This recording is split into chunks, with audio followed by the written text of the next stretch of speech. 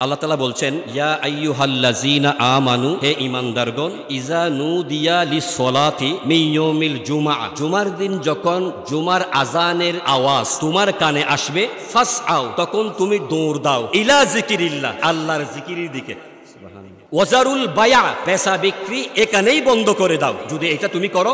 যালিকুম খায়রুল লাকুম ইন কুনতুম তা'লামুন, এটা তোমার জন্য ভালো হবে, এটা তোমার জন্য মঙ্গল হবে। সুবহানাল্লাহ। যখন জুমার দিন জুমার আযানের আওয়াজ মুসলমানের কানে আসে, আল্লাহর নির্দেশ মান্য করা হচ্ছে ফরজ। জুমার দিনের আযানের আওয়াজ যখন কানে আসলো, বেচা বিক্রি দোকানপাট বন্ধ করে ইলা যিকিরিল্লাহ ফাসআউ, দৌড় দাও আল্লাহর জিকিরের দিকে।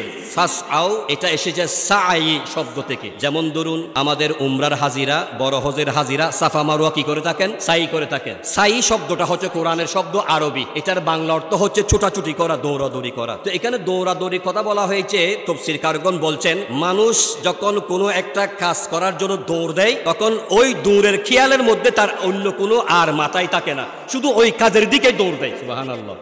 তো এই ধরনের মন মানসিকতা নিয়ে দৌড় দেওয়ার জন্য বলা হয়েছে, তবে মানে বডি দেখিয়ে দৌড় দেওয়া নয়। কারণ নবীজি সাল্লাল্লাহু আলাইহি ওয়াসাল্লাম বলেছেন, তোমরা যখন মসজিদে আসবে শান্তিভাবে, শিষ্টভাবে, বাপ গাম্ভীর্যের মধ্যে মসজিদের মধ্যে আসো, দৌড়াদৌড়ি করার জন্য নিষেধ করা হয়েছে। এখানে ফাসআউ মানে লক্ষ্যবস্তু ঠিক রেখে মনোযোগ দিয়ে তোমরা এখানে ছুটে আসো জুমার দিন সালাত আদায় করবার জন্য। এটা হচ্ছে ফাসআউ এর ব্যাখ্যা, তাফসীর। এরপর আল্লাহ বলছে ইলা যিকিরিল্লাহ, আল্লাহর জিকিরের দিকে আসো। জিকির বলতে ওনারা দুটো বুঝিয়েছেন, একটা হচ্ছে জুমার নামাজ, অন্যটি হচ্ছে জুমার খুতবা। জুমার খুতবা শ্রবণ করা ওয়াজিব। কেউ যদি জুমার খুতবা না শুনে উনি ওয়াজিব তরক করলেন, আর ওয়াজিব তরক করলে উনি কবিরা গুনাহগার হয়ে যাবেন। আমাদের ওই সমস্ত যুবক, তরুণ, কিশোর ভাইয়েরা যারা খুতবা শেষে একামত শুনলে আসেন, তাদেরকে এই বিষয়ের প্রতি মনোযোগ দিতে হবে যে মহান আল্লাহ বলেছেন ইজা নুদিয়া লিসসালাতি মিন ইয়াউমিল জুমআ, জুমার দিন জুমার আযানের আওয়াজ যখন তোমার কানে আসে, জীবনের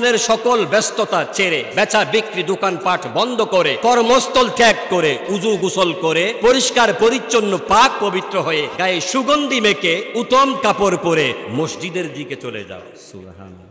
লক্ষ্য থাকতে হবে, খুতবা দুইটা শুনতে হবে, জুমার নামাজ আদায় করতে হবে। জুমার নামাজের আগে 4 রাকাত কাবলাল জুমা নামাজ আছে, এগুলা আমাদেরকে পড়তে হবে। এটা রাসূলুল্লাহ আমাদেরকে নির্দেশ দিয়েছেন। দ্বিতীয় আয়াত আল্লাহ বলছেন ফাইজা কুজিয়াতিস সালাতু ফান্তাশিরু ফিল আরদে, যখন জুমার নামাজ শেষ হয়ে যাবে তখন আল্লাহ বলতেছেন ফান্তাশিরু, তোমরা ছড়িয়ে ছিটিয়ে পড়ো, ফিল আরদে, জমিনে। কেন? ওয়াবতাগু মিন ফাদলিল্লাহ, আল্লাহর রিজিক, আল্লাহর দেওয়া নিয়ামত তালাশ করবার জন্য জুমার নামাজ শেষ হওয়ার সাথে সাথে মসজিদ থেকে বের হয়ে যাও, জমিনে তোমরা ছড়িয়ে ছিটিয়ে পড়ো। সুবহানাল্লাহ। তাইলে মহান আল্লাহ কি আমাদের রিজিকের উপর কোনো হামলা করেছেন? আল্লাহ বলতেছেন নামাজ পড়ো, নামাজ যখন শেষ হয়ে যাবে তোমরা জমিনে ছড়িয়ে ছিটিয়ে পড়ো। কেউ দোকান পাট যেতে পারো, তোমার কর্মস্থলে তুমি যেতে পারো, কোনো সমস্যা নাই, কিন্তু জুমার নামাজ আদায় করার জন্য সঠিক সময়ে তোমরা মসজিদের মধ্যে চলে আসো। সুবহানাল্লাহ।